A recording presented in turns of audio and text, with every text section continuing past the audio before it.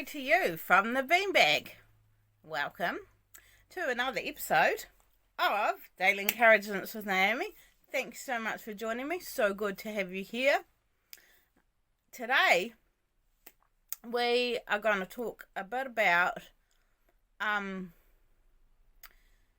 God makes beautiful things out of our lives and out of the crappy things in our lives. He uses what we go through, the pain and the hurt and the valleys and the trauma and all that we walk through in our lives. He uses it for His glory, and He makes beautiful things out of our hardships and our pain, and often it's so that we can minister and walk with other people through similar stuff. So let's do this. I know for some people that this may be hard words to hear, because right now you're in the midst of a dark place, and for you to think that it would be even possible for somebody, let alone the God of the universe, to take your pain and your hurt and your suffering and turn it into something beautiful. Kind of thinking about the whole analogy of the caterpillar. I mean, caterpillars, they're okay to look at. They're kind of cute, I guess. Well, the ones that I've seen and we have in New Zealand are kind of cute, with green things, or some have little stripes on them. So they're kind of cute, but they are nothing compared to the beauty of a butterfly. And I think often in life, that's what God uses. He takes the okay stuff, or even the not so okay stuff that sometimes can look on outward appearances or to others looking, and can look kind of okay, and can look I don't want to use the word cute, but yeah, can look kind of cute, like a wee caterpillar. But when God does a work in our life, and when He gets into the heart and just digs out those things that have caused us hurt and pain and trauma and grief, He takes all that and He turns it in to something beautiful. And if you've ever watched a caterpillar go into its cocoon, stay in there for the time that it takes, I don't know how long it takes, and then emerge as a beautiful butterfly, God creates the butterfly out of the caterpillar. The caterpillar doesn't go in there and not exist anymore. The caterpillar still exists. It just becomes a beautiful butterfly. And God takes things in our life that we think nobody should see, or nobody should know about, nobody should even hear about.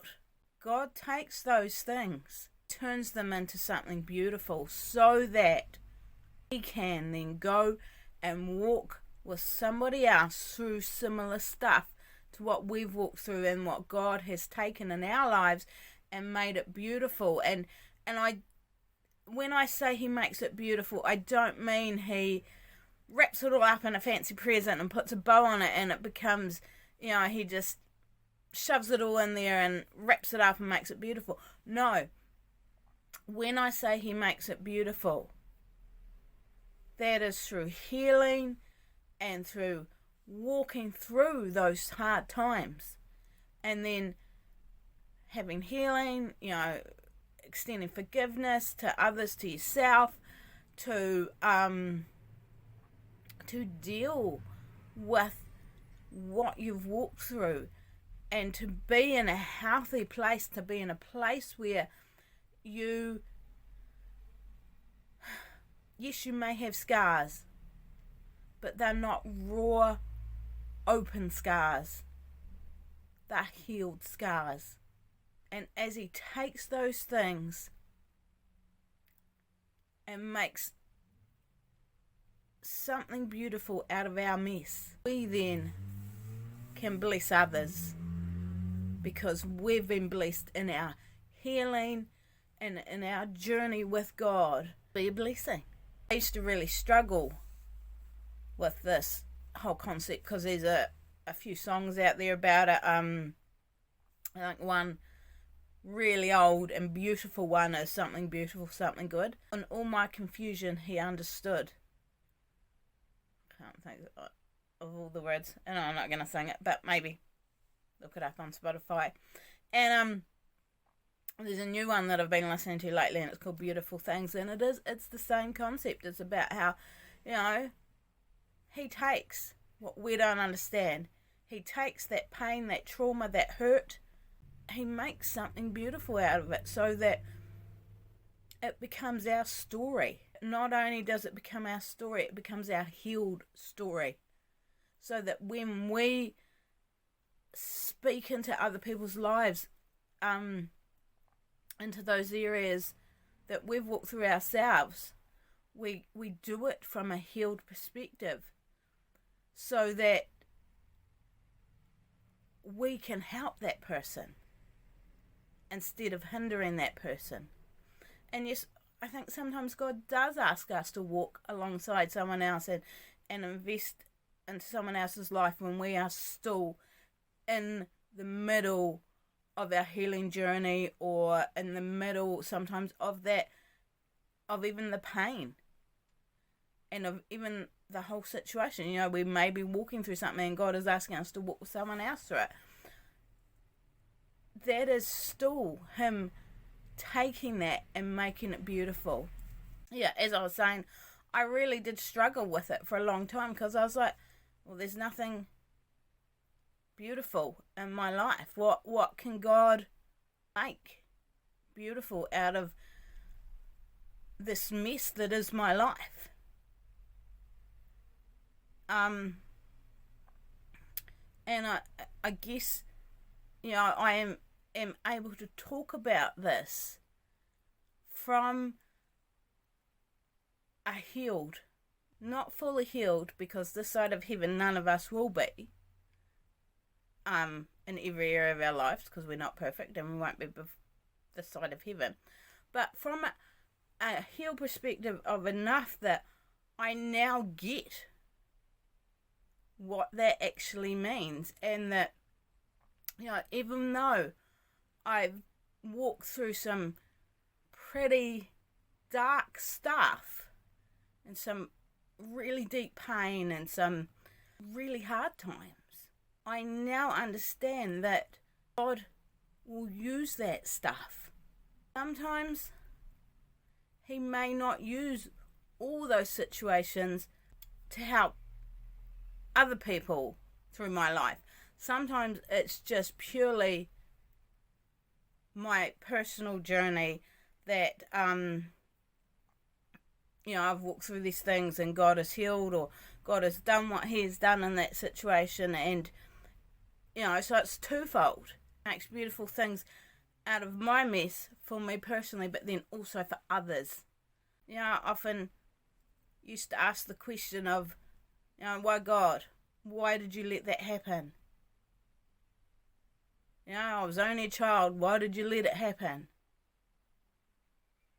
Because there was a lot of stuff going on in my childhood, and I often was like, can't handle this. Can't, why God? Why? But that I've learned over the years is not necessarily the right question to be asking God. I think the right question to be asking God is, God, where were you in those hard times, in that pain and that suffering and that grief? Where were you? And the answer that God says every time is, I was right there with you. And I can't explain why we still have to walk through some really deep, dark days and months and years, apart from so that God can build our character, and so that God can speak to our hearts and go, do you trust me? Will you allow me to heal that? Will you allow me into that area? And knowing that God was there in all of those situations, and now knowing that He will use those to make something beautiful out of that mess and out of that pain, is so encouraging. I think it helps me in my healing journey, because I'm like, well, at the end of the day, I'm going to deepen my relationship with God and with whoever God asks me to walk alongside. God is an absolute loving Father, and He loves you with all that He is. Like, there is nothing in all of heaven and earth that can separate you from His love. And He will never stop loving you. He will never give up on you. And He wants to just come into those areas of hurt and pain and trauma and grief. And He just wants to sit with you in that. And that sometimes is the hardest part of the healing journey, is sitting with God in that pain, in that trauma. But He loves us so much that He doesn't leave us in that place, and He doesn't leave us alone, because He promised that He would never leave us nor forsake us. And He's a God who keeps His promises. So know that as you are walking the journey and walking through healing and restoration and all that is involved in healing, know that you are never alone in that. You are never alone. God hasn't gone anywhere. God hasn't left. He is making something beautiful out of your life, so that you can glorify Him to all that you meet. That in your healing and in the beautifulness of what He makes out of your life, it is to glorify Him and to show Him off to others. Because nobody else in all of history, in all of heaven and earth, promises or can. Not only does He promise, but He backs that up by actually doing it. Can heal that hurt and that pain, that grief and that trauma, and make something beautiful out of it. No one else can. God is the only one who can. And as I shared in today's short, there is power in the name of Jesus to break every chain. Power. No other name carries that power. No other name can break every chain, set the captives free, heal, restore, and forgive.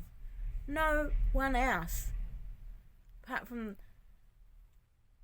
God, the God of heaven and earth, the one and only true God. He is the only one that can do that. And He is the only way to true freedom and true beauty and true healing. Because we can't heal ourselves. I know there's lots of people out there that think we can. We can't. We cannot fix the mess of our lives that we either get ourselves into or other people have done to us. We can't fix that. It needs the power of a perfect God to do that. And the only God that can do that is the God of the Bible. God is a good, good Father who longs for His children to walk in freedom from their prison cells, where we are locked in because of the hurt and the pain and the grief and the trauma in our lives. But God wants to heal that and set us free and make something beautiful out of our lives. So be encouraged today in this Christmas season as we celebrate the reason for the season. That is Jesus Christ coming to earth as a baby so that we can be saved and we can be healed and set free. I encourage you today just to think about what Jesus means to you and what His birth, His life and His death means for you and for your life as we go into Christmas Day. Remember that if He didn't come as a baby, we wouldn't have the freedom that we have. It's got you. It's gonna be okay. You can do all things through Christ who strengthens you. Love you. Thanks for watching. Bye.